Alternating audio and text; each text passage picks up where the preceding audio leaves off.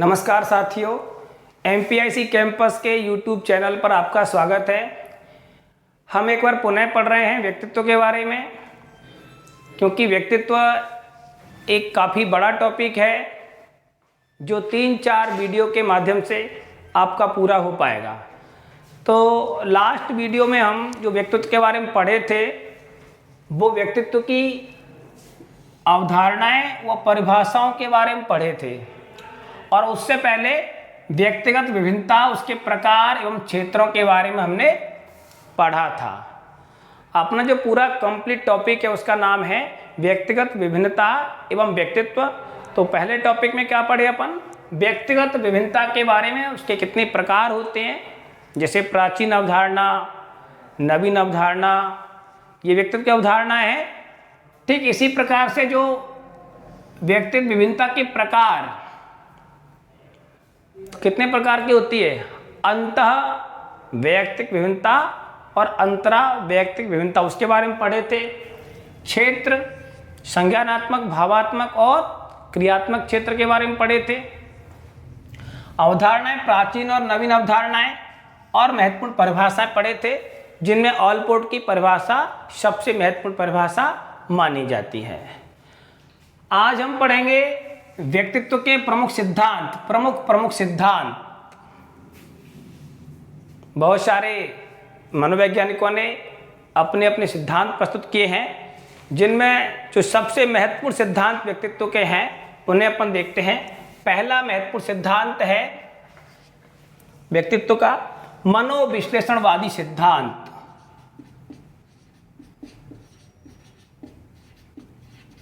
मनोविश्लेषणवादी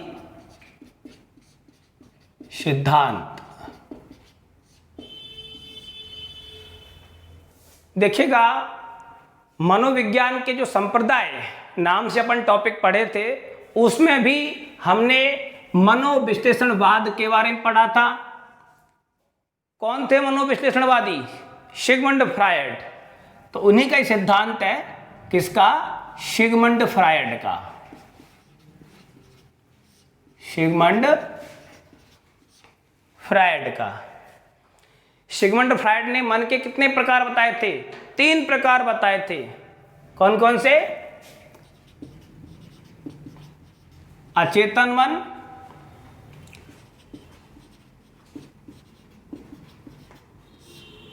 अर्धचेतन या अवचेतन मन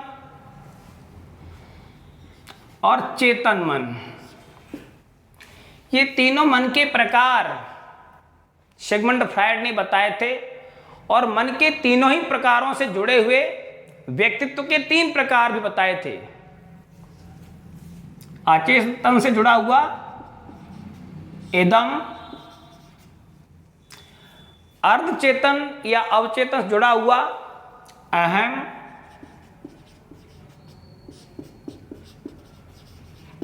ईगो, और चेतन से जुड़ा हुआ परम अहम।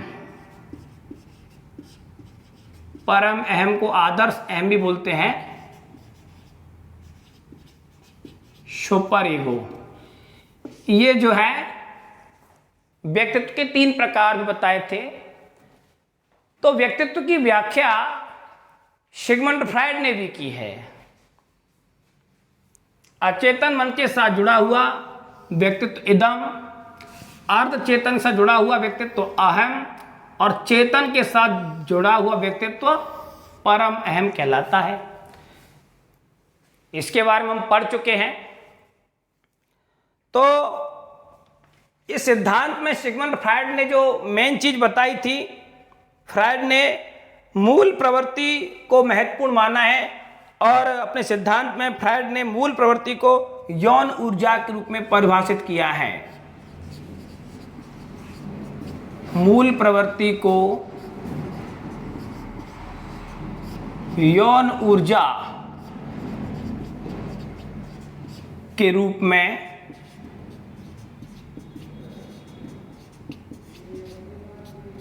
परिभाषित किया है। सिगमंड फ्रायड का मानना है कि किसी भी व्यक्ति के व्यक्तित्व में महत्वपूर्ण क्या है? मूल प्रवृत्ति। और जो मूल प्रवृत्ति है उसको यौन ऊर्जा के रूप में उन्होंने परिभाषित किया है। यानी मूल प्रवृत्ति को जो है यौन ऊर्जा काफी प्रभावित करती है, तो यौन ऊर्जा के रूप में सिगमंड फ्रायड ने मूल प्रवृत्ति को परिभाषित किया है। और फ्रायड ने जो है इस चीज को यानी मूल प्रवृत्ति को यौन ऊर्जा के रूप में परिभाषित किया है। इस चीज को क्या नाम दिया है? लिबिडो। इस चीज को उन्होंने लिबिडो नाम दिया है। और जो ये लिबिडो है उसकी सिगमंड फ्रायड ने 5 अवस्थाएं बताई हैं। कितनी अवस्थाएं बताई हैं लिबिडो की? 5। पहली अवस्था है लिबिडो की मुखावस्था। मुखावस्था। दूसरी अवस्था है लिबिडो की गुदावस्था। तीसरी अवस्था है लिबिडो की सेसनावस्था। चौथी अवस्था है लिबिडो की अव्यक्तावस्था। और 5वीं अवस्था है लिबिडो की जननेंद्रिय अवस्था। देखिएगा, जो मुखावस्था है उसका जो समय काल होता है वो 0 से 1 वर्ष रहता है, और जो गुदावस्था है उसका समय काल 1 से 3 वर्ष रहता है, और जो सेसनावस्था है उसका समय काल 3 से 6 वर्ष रहता है। अव्यक्तावस्था 6 से 12 वर्ष तक रहती है, और जो जननेंद्रिय अवस्था है वो 13 से 18 वर्ष तक रहती है।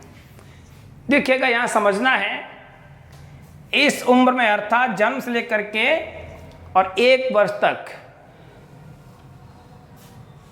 जो मुख होता है ना, वो यौन ऊर्जा का मुख्य केंद्र होता है। यौन ऊर्जा का मुख्य केंद्र क्या होता है? मुख होता है इस अवस्था में। इसके बाद गुदावस्था। इस अवस्था में ऐसा है कि यौन ऊर्जा का जो केंद्र है वो मल मूत्र मार्ग, मलमूत्र मार्ग जो होता है ना, वो यौन ऊर्जा का मुख्य केंद्र इस उम्र में, इस अवस्था में माना जाता है, गुदावस्था में। उसके बाद सेसनावस्था।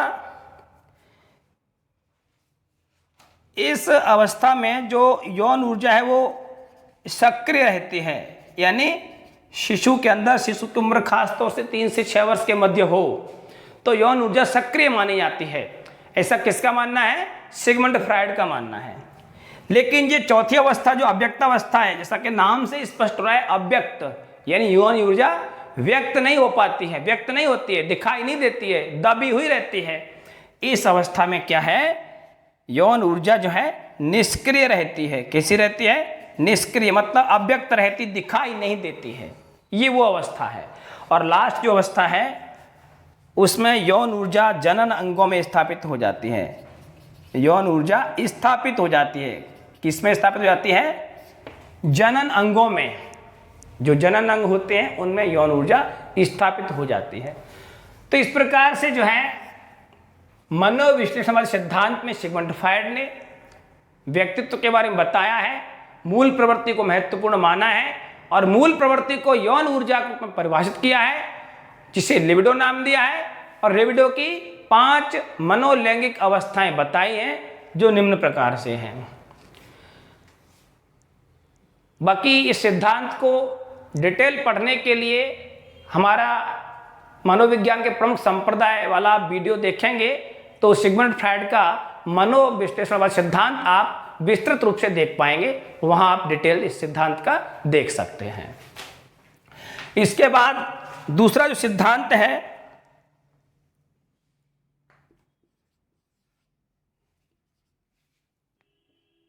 ये पहला अपन ने पढ़ा और दूसरा पढ़ रहे हैं शरीर रचना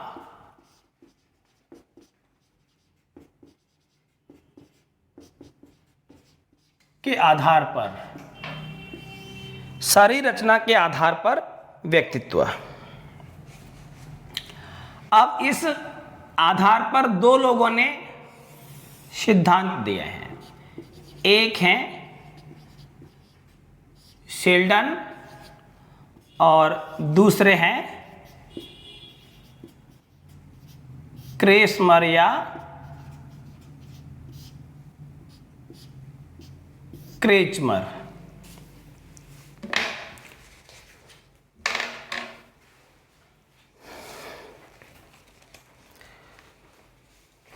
देखिए, शेल्डन ने भी व्यक्तित्व के 3 प्रकार बताए हैं। 3 प्रकार। शेल्डन ने व्यक्तित्व के कितने प्रकार बताए हैं? 3 प्रकार। और क्रेसमर या क्रेचमर ने भी व्यक्तित्व के 3 प्रकार बताए हैं। देखिए, यहां पर ध्यान क्या रखना है? पहली बात तो यह ध्यान रखना है कि शरीर रचना के आधार पर व्यक्तित्व का निर्धारण करने वाले कौन कौन से प्रमुख विद्वान हैं।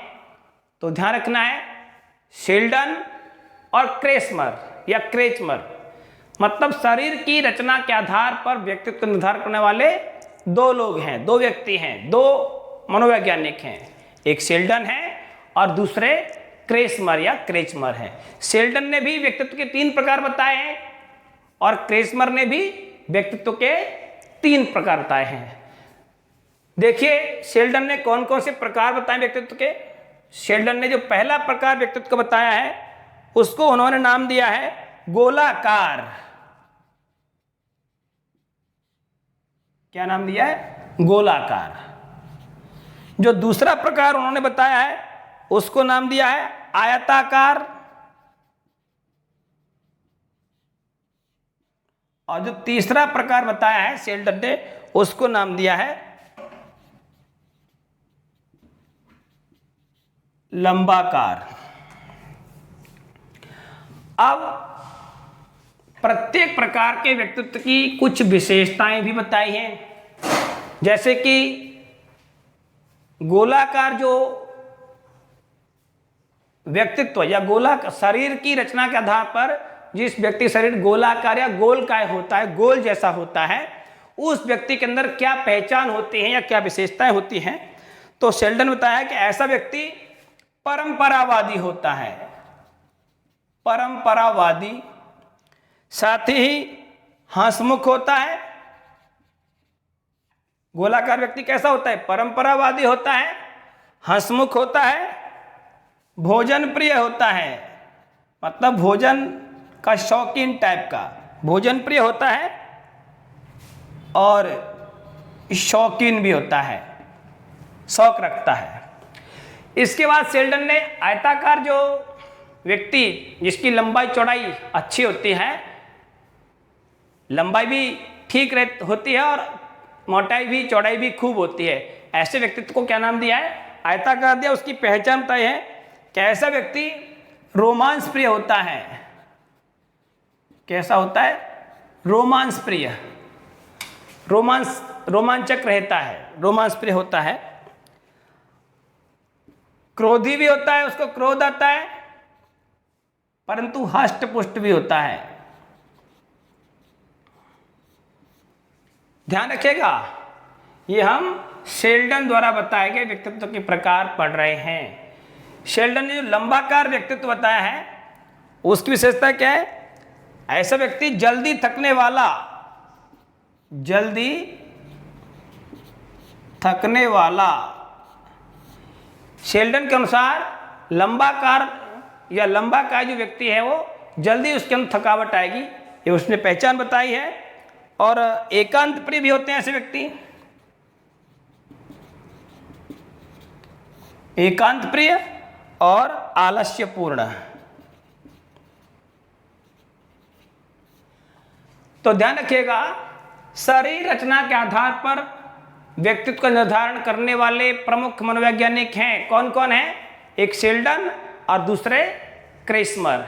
शेल्डन ने व्यक्तित्व के कितने प्रकार बताए हैं? 3 प्रकार, गोलाकार, आयताकार, लंबाकार। गोलाकार व्यक्ति की पहचान क्या है? परंपरावादी होगा, हंसमुख होगा, भोजन प्रिय होगा, शौकीन होगा। आयताकार व्यक्तित्व वाले व्यक्ति की पहचान क्या है? रोमांस प्रिय होगा, क्रोधी होगा, हष्टपुष्ट होगा। लंबाकार व्यक्ति किस प्रकार का होगा? पहचान क्या होगी? जल्दी थकने वाला होगा, एकांत प्रिय होगा और आलस्यपूर्ण होगा। ये जो है शेल्डन ने बताए।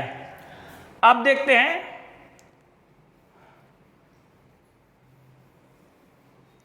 क्रेसमर के बारे में।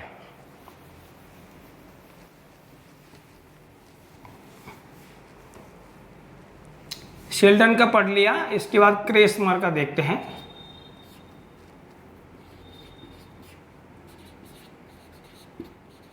क्रेसमर या क्रेचमर। क्रेचमर ने व्यक्तित्व के कितने प्रकार बताए हैं? वही 3 प्रकार बताए हैं। पहला जो प्रकार है उसको उन्होंने नाम दिया है गोलाकाय।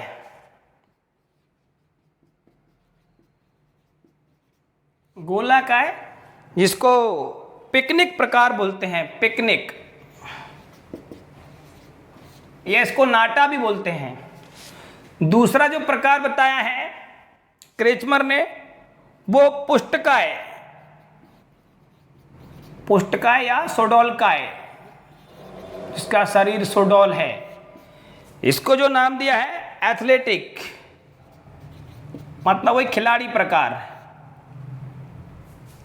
एथलेटिक। और तीसरा जो बताया है क्रेचमर ने वो है लंबकाय।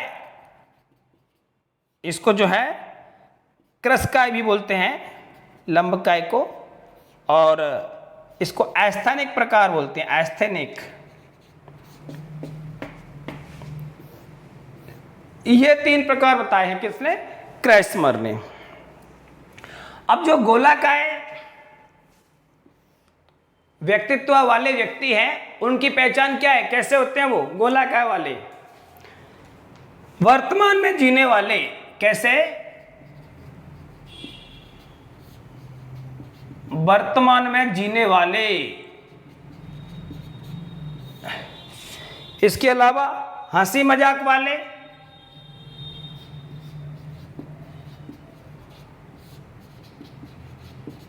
हंसी मजाक वाले। इसके बाद ऐसे व्यक्तियों को गुस्सा नहीं आता, गुस्सा कम आता है या गुस्सा नहीं आता, ये भी इनकी पहचान है पिकनिक टाइप के व्यक्तियों की। इनकी गर्दन छोटी, गर्दन छोटी व मोटी, ये भी इनकी पहचान है। गोला का व्यक्ति की गर्दन छोटी और मोटी भी होती है। इसके अलावा देखते हैं जो पुष्टकाय या सोडोलकाय व्यक्ति, जिसे एथलेटिक प्रकार भी कहते हैं, जो क्रेचमर ने बताया दूसरा प्रकार, उनकी पहचान है ऐसे व्यक्ति मजबूत होते हैं, मतलब बॉडी उनकी स्ट्रांग होती है, मजबूत बॉडी वाले होते हैं, ताकतवर होते हैं, यूँ कह सकते हैं, ताकतवर या बलवान, ताकतवर या बलवान होते हैं। और प्रवृत्ति उनकी कैसी होती है? सामाजिक प्रवृत्ति वाले होते हैं। ये पहचान बताई है क्रेचमर ने पुष्टकाय या सोडोलकाय व्यक्तित्व वाले व्यक्ति की पहचान। नेक्स्ट लास्ट क्रेचमर ने जो पहचान, जो प्रकार बताया है लंबकाय, क्रसकाय, इनकी पहचान है ऐसे व्यक्ति चिड़चिड़े हो सकते हैं, कल्पना की दुनिया में जीने वाले, यानी कल्पना लोक में जीने वाले होते हैं जो लंबकाय या क्रसकाय होते हैं, मतलब वही दिवा स्वप्न देखते हैं, दिवा स्वप्न। और ऐसे व्यक्ति मानसिक रोगी होने की संभावना भी रहती है। देखिएगा एक बार पुनः समझिए, जो क्रेचमर ने व्यक्तित्व के प्रकार बताए कितने बताए हैं? 3, गोलाकाय, पुष्टकाय, लंबकाय। गोलाकाय को पिकनिक या नाटा प्रकार भी कहते हैं, पुष्टकाय को सोडोलकाय और एथलेटिक प्रकार भी कहते हैं, लंबकाय को क्रसकाय या एस्थेनिक प्रकार भी कहते हैं। तो जो नाटा प्रकार है, पिकनिक टाइप है, वो वर्तमान में जीने वाले, हंसी मजाक वाले, गुस्सा नहीं आता, गर्दन छोटी मोटी। जो पुष्टकाय या एथलेटिक है, सोडोलकाय है, वो मजबूत होते हैं, ताकतवर, बलवान, सामाजिक प्रवृत्ति वाले। और जो क्रसकाय होते हैं, लंबकाय होते हैं, लंबाई ज्यादा होती है, उनकी पहचान है चिड़चिड़े होते हैं, कल्पना के लोग में खोए रहते हैं, अर्थात द्वासपन देखते हैं, और मानसिक रोगी होने की संभावना भी ऐसे व्यक्तित्व वाले व्यक्ति की पाई जाती है। तो ये अपन ने 2 सिद्धांत पढ़े, एक सिगमंड फ्रायड वाला मनोविश्लेषणवादी सिद्धांत व्यक्तित्व का, और दूसरा अपन ने पढ़ा है शरीर रचना के आधार पर व्यक्तित्व के प्रकार।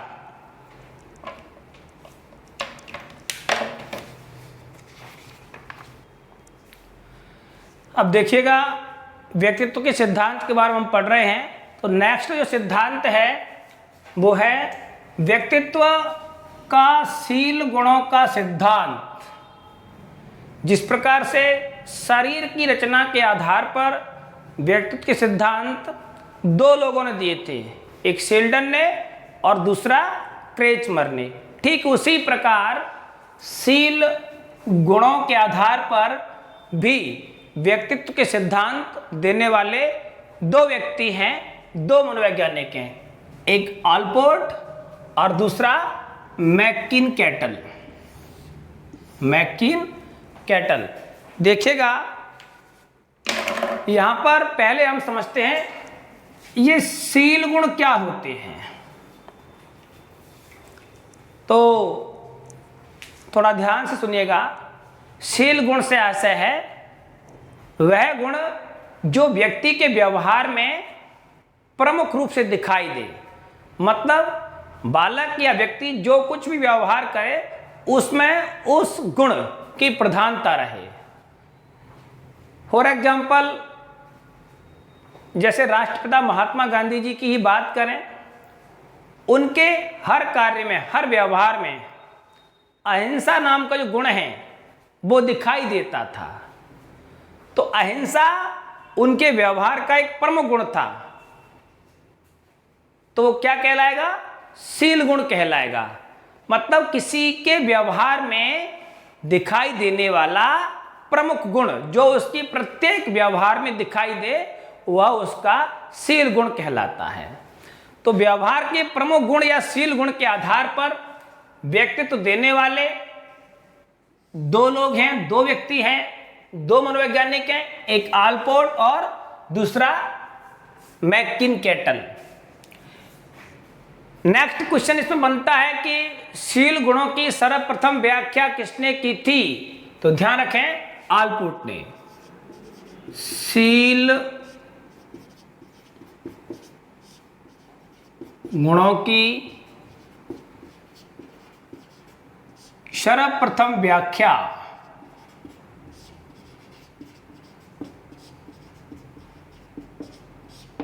करने वाले, शील गुणों की सर्वप्रथम व्याख्या किसने की थी? आलपोर्ट ने की थी। देखिएगा, आलपोर्ट ने जो शील गुण है वो कितने प्रकार के बताए हैं? दो प्रकार के बताए हैं।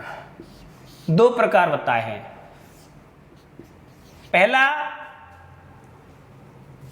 सामान्य शील गुण। सामान्य शील गुण। सामान्य शील गुण जो होता है सभी व्यक्तियों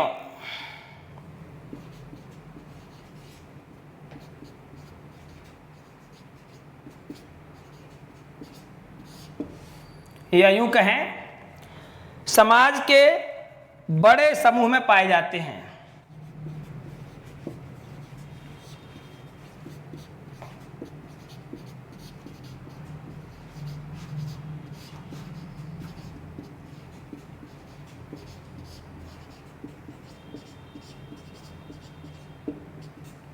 समाज के बड़े समूह में पाए जाते हैं।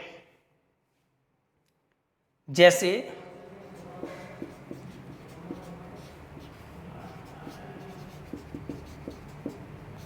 प्रशंसा,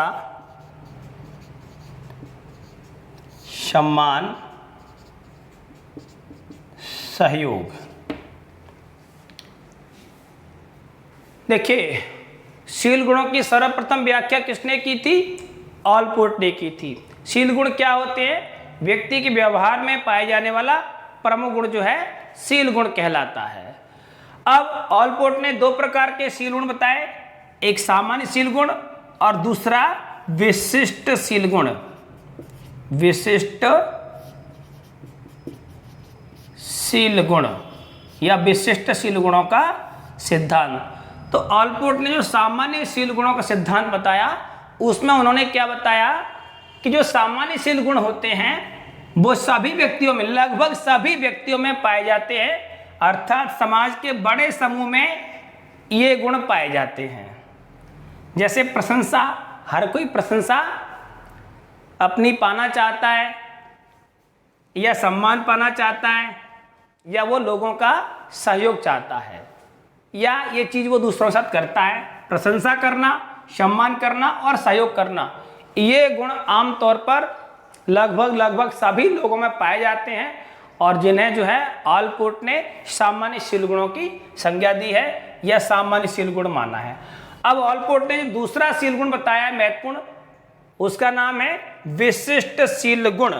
विशिष्ट शील गुण ये 3 प्रकार के होते हैं, 3 प्रकार हैं, ध्यान रखिएगा। एक बार पुनः, शील गुणों का सिद्धांत देने वाले 2 व्यक्ति हैं, एक ऑलपोर्ट, दूसरा मैककिन-कैटल। पहले अपन क्या पढ़ रहे हैं? ऑलपोर्ट। शील गुणों की सर्वप्रथम व्याख्या किसने की थी? ऑलपोर्ट ने की थी। ऑलपोर्ट ने शील गुणों कितने प्रकार बताए हैं? 2 प्रकार बताए हैं, सामान्य शील गुण और विशिष्ट शील गुण। सामान्य शील गुण लगभग दुनिया के सभी लोगों में ये गुण पाए जाते हैं, प्रशंसा, सम्मान, सहयोग की जो भावना या जो गुण है सब में पाए जाते हैं, तो इन्हें सामान्य शील गुण नाम दिया है। और दूसरा जो विशिष्ट शील गुण है, विशिष्ट शील गुणों के भी ऑलपोर्ट ने 3 प्रकार बताए हैं। नंबर 1 प्रमुख शील गुण,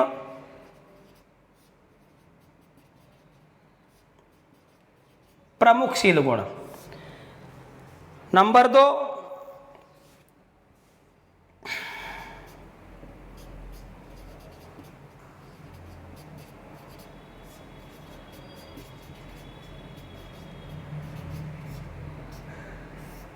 केंद्रीय शील गुण और नंबर 3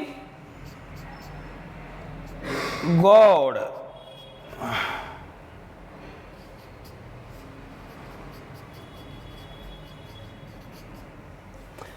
ऑलपोर्ट ने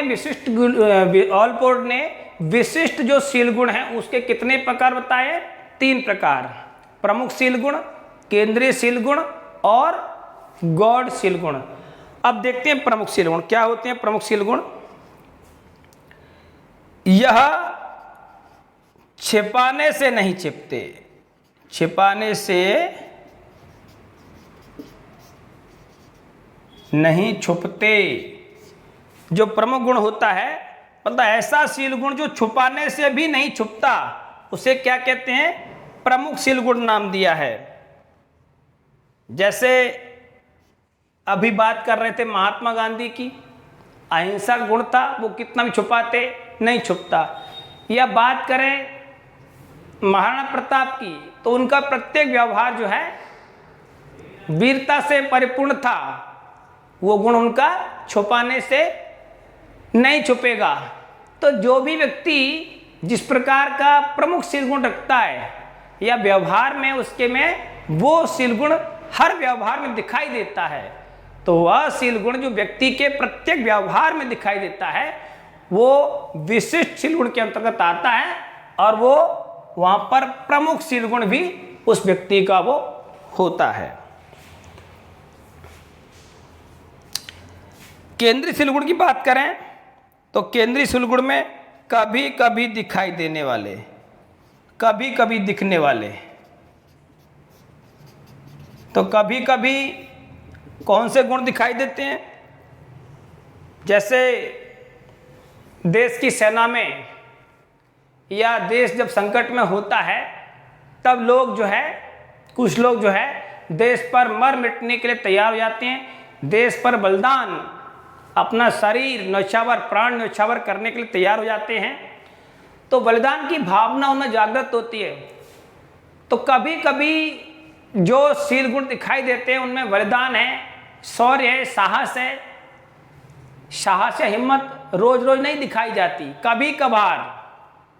तो इनमें कभी कभी दिखने वाले गुण आते हैं, जैसे शौर्य, साहस और बलिदान ले सकते हैं। तो इस प्रकार के गुण जो कभी कभार ही आवश्यकता अनुसार प्रकट होते हैं वो केंद्रीय शील गुणों के अंतर्गत आते हैं, ऐसा ऑलपोर्ट ने बताया है।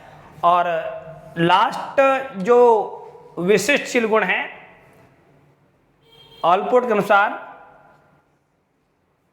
उसे गॉड शील गुण कहते हैं। इसका अर्थ है ये जो शील गुण हैं वो छुपे रहते हैं। क्या रहते हैं? छुपे रहते हैं, मतलब दिखाई नहीं देते हैं। जैसे दया है, दिखाई नहीं देती, भावों में दया, भाव में दया होती है, भावनात्मक चीज है ये। परोपकार की भावना है, ये भी दिखाई नहीं देती। तो दया है, परोपकार है या वात्सल्य है, वात्सल्य, दया, परोपकार, इस प्रकार के जो शील गुण हैं वो गॉड शील गुण में आते हैं, मतलब दिखाई नहीं देते, छुपे रहते हैं। ऐसा ऑलपोर्ट ने बताया है। तो ध्यान रखिएगा, शील गुणों के सिद्धांत देने वाले व्यक्ति कौन कौन है? ऑलपोर्ट और मैकिन-कैटल। ऑलपोर्ट ने शील गुणों की सर्वप्रथम व्याख्या की थी। प्रकार दो बताए, सामान्य शील गुण और विशिष्ट शील गुण। सामान्य शील गुण सभी व्यक्तियों में संभवतः समाज के बड़े समूह में पाए जाते हैं, और जो विशिष्ट शील गुण हैं वो उन्होंने 3 प्रकार के बताए, जो छुपाने से नहीं छुपते, प्रमुख शील गुण कहलाते हैं।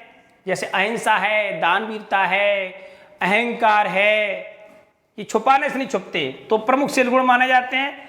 केंद्रीय शील गुण जो कभी कभी दिखाई देते हैं, शौर्य, साहस, बलिदान, ये केंद्रीय शील गुणों के अंतर्गत आते हैं। और ठीक इसी प्रकार से जो नेक्स्ट लास्ट गॉड शील गुण हैं वो छुपे हुए रहते हैं, अर्थात वात्सल्य, दया, परोपकार, इस प्रकार के गुण हैं गॉड शील गुण के अंतर्गत आते हैं। अब देखते हैं मैकिन-कैटल के बारे में।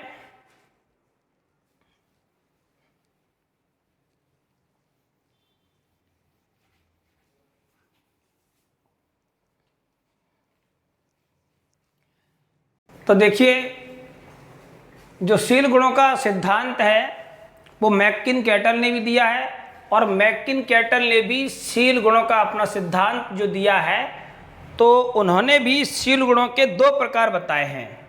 कितने प्रकार बताए हैं? 2 प्रकार बताए हैं। पहला स्रोतशील गुण, स्रोतशील गुण, और जो दूसरा प्रकार बताया है वो है सतही शील गुण, सतही शील गुण। यहां पर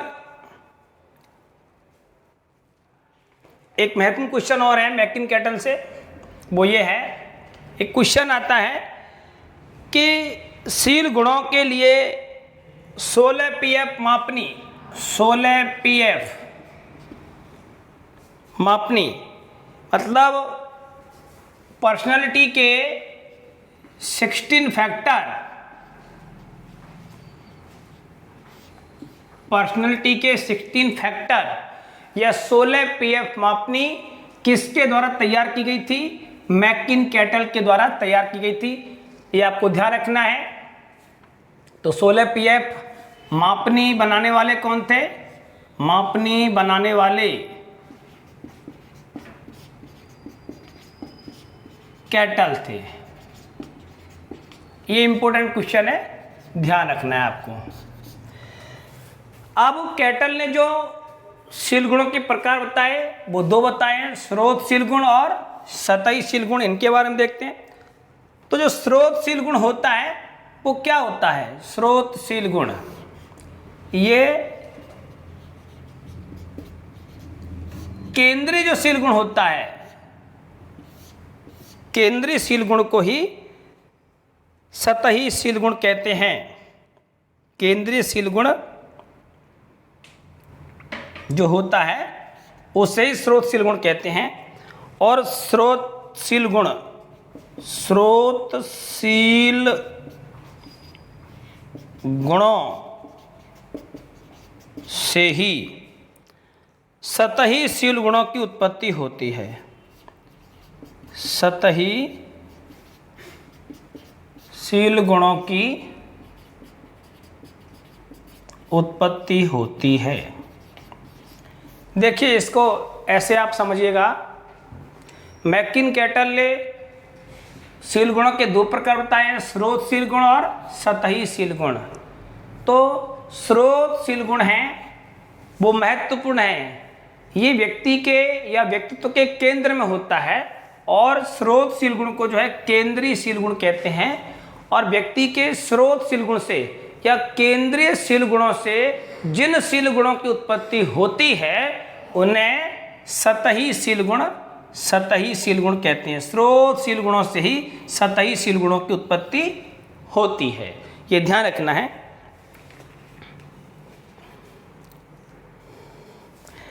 जैसे इसको एक डायग्राम से अपन समझते हैं। जैसे ये किसी व्यक्ति का स्रोतशील गुण है।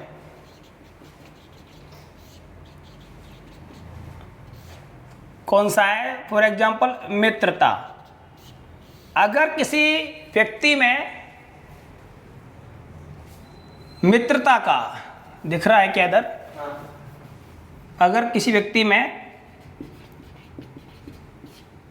मित्रता का स्रोतशील गुण है,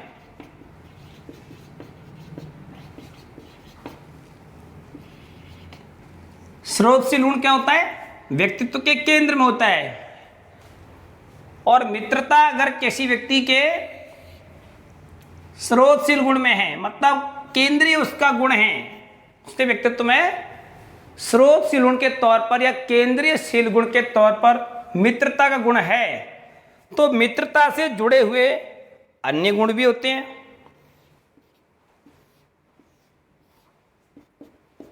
जैसे मित्र होगा तो मित्रता में मित्र का सहयोग भी किया जाएगा, तो सहयोग गुण हो गया। दया भी की जाएगी तो दया भी गुण हो गया। परोपकार की भावना भी होगी तो परोपकार गुण हो गया। तो इस प्रकार से हम कह सकते हैं कि किसी व्यक्ति के व्यक्तित्व में अगर केंद्रीयशील गुण है तो उससे जुड़े हुए अन्य सतहीशील गुण भी होते हैं। जैसे किसी व्यक्ति में मित्रता का शील गुण है तो उसमें दया का, सहयोग का, परोपकार का, इस प्रकार के सतहीशील गुण भी पाए जाएंगे। तो मित्रता का अगर शत्रुता का शील गुण है, मतलब शत्रुता गुण है, तो शत्रुता में शत्रु के प्रति परोपकार, सहयोग, दया की भावना तो पाई नहीं जाएगी। कहने का आशय यह है कि स्रोतशील गुणों से ही जो है सतहीशील गुणों की उत्पत्ति होती है, ऐसा मैकिन कैटल ने बताया है। तो एक बार पुनः आप ध्यान रखिएगा, हम पढ़ रहे हैं पर्सनैलिटी या व्यक्तित्व के प्रमुख सिद्धांत, जिनमें अपन नंबर 1 पढ़े व्यक्तित्व का मनोविश्लेषणवादी सिद्धांत, जिसे हम विस्तृत रूप से मनोविज्ञान के प्रमुख संप्रदाय टॉपिक में पढ़ चुके हैं और आज भी थोड़ा सा डिस्कस किया था। दूसरा जो महत्वपूर्ण सिद्धांत व्यक्तित्व का हम पढ़े वो शरीर की रचना के आधार पर पढ़े हैं, जिसमें शेल्डन ने और क्रैस्मर ने शरीर की रचना के आधार पर व्यक्तित्व के प्रकार बताए हैं, उनको हमने पढ़ा। उसके बाद नंबर 3 पर शील गुणों के आधार पर व्यक्तित्व का सिद्धांत हमने पढ़ा। शील गुणों पर व्यक्तित्व सिद्धांत देने वाले 2 प्रमुख मनोवैज्ञानिक हैं, एक ऑलपोर्ट और दूसरा मैकिन कैटल। ऑलपोर्ट ने शील गुणों की सर्वप्रथम व्याख्या की थी और प्रमुख रूप से 2 शील गुण बताए थे, एक सामान्य शील गुण और दूसरा विशिष्ट शील गुण। सामान्य शील गुण संसार के लगभग सभी सामाजिक प्राणियों में या सभी मनुष्यों में पाया जाता है। प्रशंसा, सहयोग, है ना, इस प्रकार के गुण पाए जाते हैं, तो अमूमन सब में पाए जाते हैं, उन्हें सामान्य शील गुण कहते हैं। ऑलपोर्ट ने दूसरा जो शील गुण बताया उसे नाम दिया विशिष्ट शील गुण, और उसके उन्होंने 3 प्रकार बताए, प्रमुख शील गुण, केंद्रीय शील गुण और गौण शील गुण। प्रमुख शील गुण क्या होता है? जो व्यक्ति के व्यवहार में छुपाने से भी ना छुपे, तो वह प्रमुख शील गुण है। जैसे अहिंसा है ना, दया है, दया तो गौरशील गुण में आएगा। अहिंसा है, अहंकार है, वीरता है, दानवीरता है, पराक्रम है, ये चीजें जो है प्रमुख शील गुण में आएंगी। ठीक उसी प्रकार से केंद्रीय शील गुण जो बताया विशिष्ट के अंतर्गत ऑलपोर्ट ने, उसमें कभी कभार दिखाई देने वाले गुण आते हैं, जैसे पराक्रम है, शौर्य है, साहस है, बलिदान है, ये रोज तो किए नहीं जाते, कभी कभार किए जाते हैं, तो ये जो है केंद्रीय शील गुण कहलाते हैं। ऑलपोर्ट ने जो गॉड शील गुण बताए उससे आशा है कि ये शील गुण दिखाई नहीं देते, अर्थात छुपे रहते हैं। तो परोपकार, दया, इस प्रकार के जो शील गुण हैं वो छुपे हुए रहते हैं। वात्सल्य छुपा हुआ शील गुण है। तो ये जो है ऑलपोर्ट ने बताया। साथ ही शील गुणों की व्याख्या करने वाले दूसरे जो विद्वान हैं वो कैटल हैं। कैटल ने भी शील गुणों के दो प्रकार बताए हैं, स्रोतशील गुण और सतही शील गुण। स्रोतशील गुण को कैटल ने महत्वपूर्ण माना है और बताया है कि स्रोतशील गुण से ही जो है सतही शील गुणों की उत्पत्ति होती है। जैसे कि अगर किसी व्यक्ति के अंतर्गत या उसके अंदर मित्रता का शील गुण है तो उसके अंदर दया, परोपकार, सहयोग, इस प्रकार के सतही शील गुणों की उत्पत्ति भी होती है। तो ये था शील गुणों का सिद्धांत। नेक्स्ट वीडियो में कुछ और नेक्स्ट व्यक्तित्व संबंधी सिद्धांत हैं, उनको अपन पढ़ेंगे। आज के लिए इतना ही, धन्यवाद।